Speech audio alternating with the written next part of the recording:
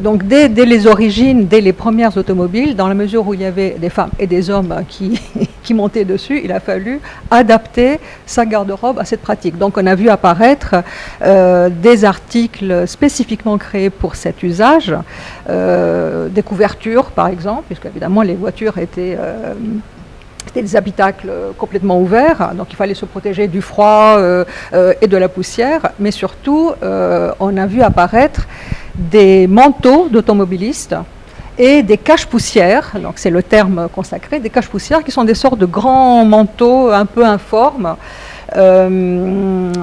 aussi bien pour hommes que pour femmes. Pour femmes, c'est généralement un peu plus près du corps, puisque ça suit cette fameuse ligne modelée par le corset. Donc on est dans les années, à la belle époque, dans les années 1895-1900.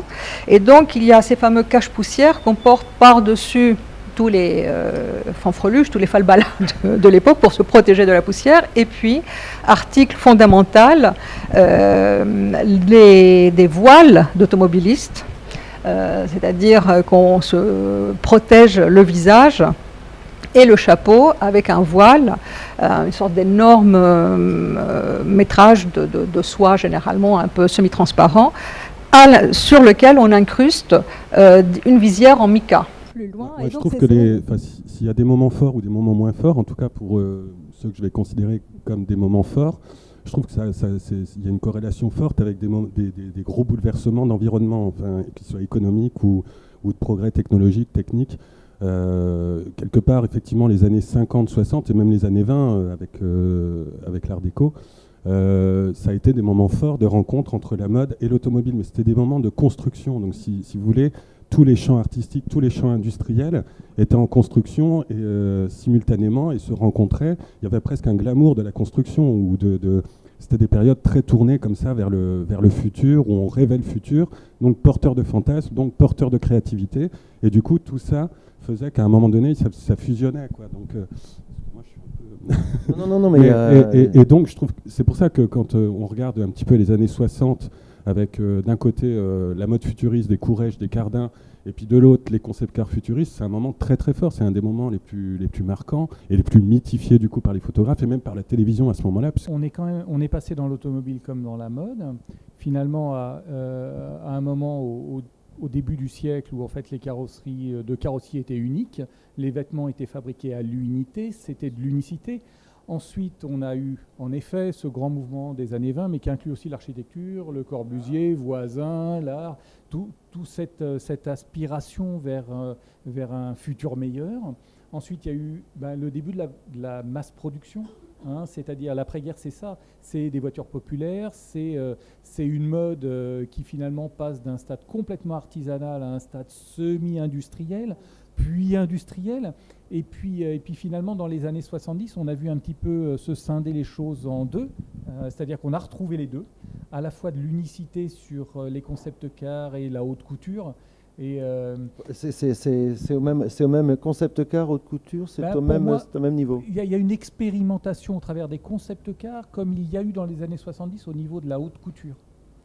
Et je pense que ce parallèle, on peut le faire de la même façon qu'il y a eu une émancipation de la femme, une émancipation de la mode associée et de l'usage de l'automobile associée. Et jusqu'à aujourd'hui, on a vu les deux cohabiter. Je crois qu'on est d'accord pour dire que les concours d'élégance et l'association très étroite entre la mode et la voiture, c'est le début des années 20, avec un summum probablement des années 30, et puis disparition au début des années 50. Et puis après ça, il y a eu, bien entendu, d'autres associations de la voiture et de la femme et de la mode. D'abord, on constate quand même que il y a une correspondance, c'est-à-dire que c'est la disparition après-guerre, début des années 50, disparition des carrossiers, et puis réduction de la haute couture au profit du prêt-à-porter, etc. Donc il y a un vrai mouvement dans les deux. Je ne sais pas pourquoi il n'y a pas eu de concours. Les concours n'ont pas perduré. Pourtant, il y a toujours des défilés de haute couture. Il y a toujours eu des défilés, mais il n'y a plus d'association directe entre l'automobile. Il y a eu des associations par de la publicité, on a vu plein d'associations dans des films, dans un tas de choses, etc. Mais ces rendez-vous réguliers dans des endroits fixes, etc., tous les ans, ça a disparu. Ça a disparu, puis c'est réapparu de manière totalement différente avec le phénomène voiture ancienne, etc. Je ne sais pas si on va arriver à le relancer avec ce qu'on veut faire en voiture moderne. Alexandre, tu voulais intervenir. Justement, moi je voulais aussi rebondir sur ce même thème et dire qu'il y a quelque chose qui a un peu changé dans le monde de l'automobile, en France comme dans le reste du monde, depuis une dizaine d'années. C'est la prise de pouvoir de plus en plus importante des designers, certes, mais au sein des designers, ceux qui s'occupent des couleurs et matières. Et donc on a vu, je ne sais pas, chaque constructeur a gonflé ses stocks de designers couleurs et matières en faisant venir des gens qui venaient justement de la mode, des industriels, des matériaux et du textile. Et ça a fait évoluer un peu les choses. Alors ce qui est très amusant quand on va dans leur bureau, c'est qu'il y a toujours des tonnes de trucs, d'objets avec différentes couleurs. Et c'est eux qui essaient de définir quelles seront les couleurs à la mode dans 5 ans.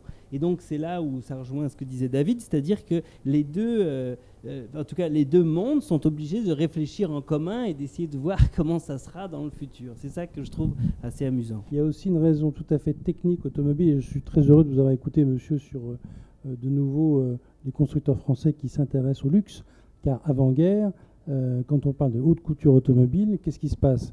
On s'achète un châssis d'Hispano-Suiza, de Delage, de Delahaye, et on va chez un couturier, chez un grand carrossier, choisir sur des dessins originaux la carrosserie qui va être posée sur le châssis. Donc c'est vraiment de la très très haute couture. Et ça s'arrête après la guerre. En France en tout cas, pas en Italie.